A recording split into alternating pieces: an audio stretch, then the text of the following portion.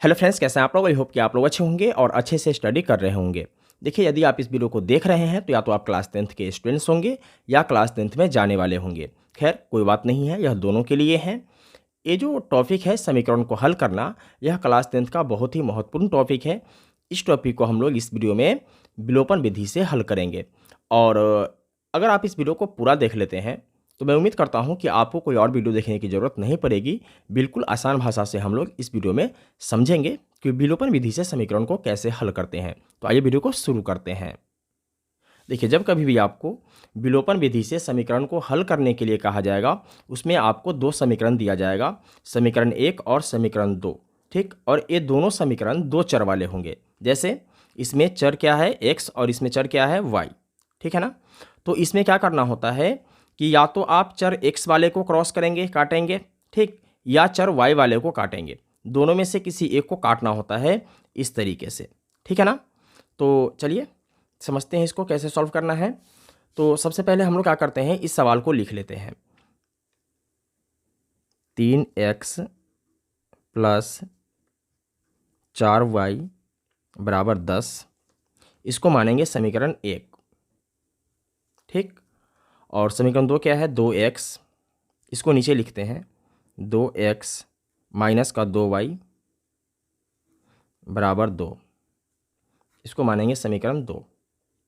ठीक, देखिए अब इसके बाद क्या करना है, इसको या इसको दोनों में से किसी एक को क्या करना है, काटना है। अब ये कटेगा कैसे, तो काटने के लिए अंक बराबर करना है, ठीक, और चिन्ह अलग अलग रखना है। तो आप क्या चाहते हैं, एक्स वाले को काटें या वाई वाले को काटें।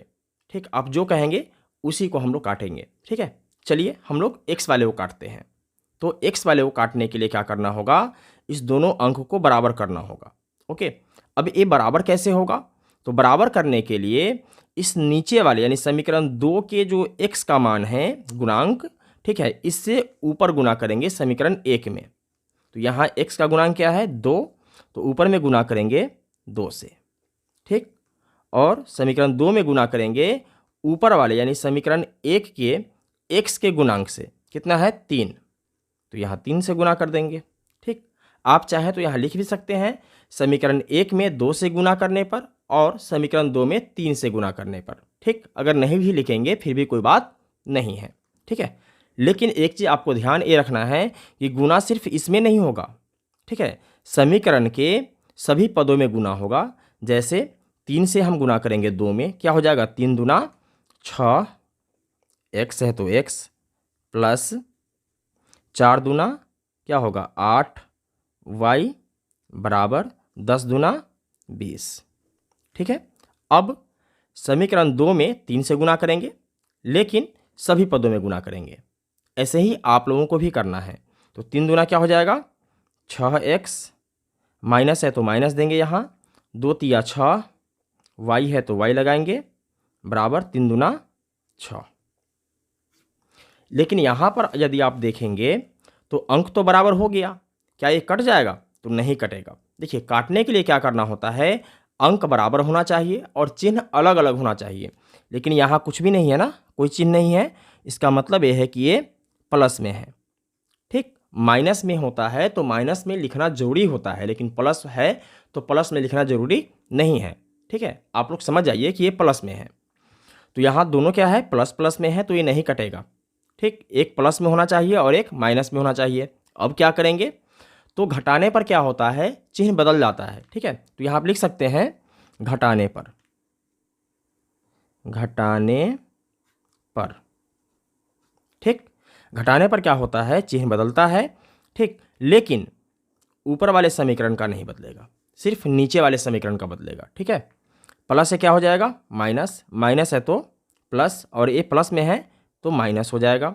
अब देखिए, प्लस का 6x हो गया और माइनस का 6x हो गया, तो इससे क्या होगा, कट जाएगा। ठीक, इस वाले चिन्ह का अब कोई वैल्यू नहीं रहेगा। अब यहाँ देखिए, प्लस का 8y है और प्लस का 6y है, दोनों का चिन्ह यदि सेम होगा तो ये जुड़ेगा। 8 और 6 क्या हो जाएगा 14, y है तो y लगाएंगे, बराबर है तो बराबर देंगे। अब 20 में से 6 को घटाएंगे तो कितना आएगा 14, इसलिए y बराबर क्या हो जाएगा, a वाला 14 ऊपर चला जाएगा, ठीक। और जो गुना में होता है वो नीचे चला आता है, तो ये गुना में है, a आ जाएगा नीचे। काट देंगे, कितने बार में कटेगा, एक बार में। y का मान कितना आया, 1 आया, ठीक। आप यहाँ भी 1 लगा सकते हैं। इसके बाद क्या करना है, ये जो समीकरण 1 और समीकरण 2 है, ठीक, इसमें से दोनों में से किसी में भी इस y के मान को रखेंगे। y का मान कितना है, 1, तो यहाँ लिखेंगे y का मान समीकरण किस में रखें, 1 या 2, आप किसी में भी रख सकते हैं, ठीक। चलिए 1 में रखते हैं। समीकरण 1 में रखने पर, ठीक। पहले लिख लेते हैं, कितना है समीकरण, 3x + 4y बराबर 10। 3x + 4y बराबर 10, ठीक। तो 3x जैसे है वैसे ही लिखेंगे, प्लस है तो प्लस देंगे, 4 और एक गुने में है, ठीक है ना, यहाँ गुना का चिन्ह देंगे।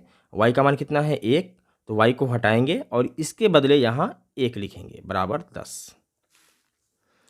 3x + 4 एकम 4 बराबर 10, फिर 3x बराबर, इसके बाद क्या करना है, डायरेक्ट बराबर के बाद जाना है। बराबर के बाद क्या है, 10, तो इसको 10 लिखेंगे। अब यहाँ क्या है, प्लस का 4 है ना, तो यहाँ लिखेंगे माइनस का 4, ठीक। यदि यहाँ माइनस का 4 होता तो यहाँ लिखते प्लस का 4, ठीक। इसका चिन्ह बदल जाता है। अब 3x बराबर 10 में से 4 को घटाएंगे, कितना आएगा, 6 आएगा।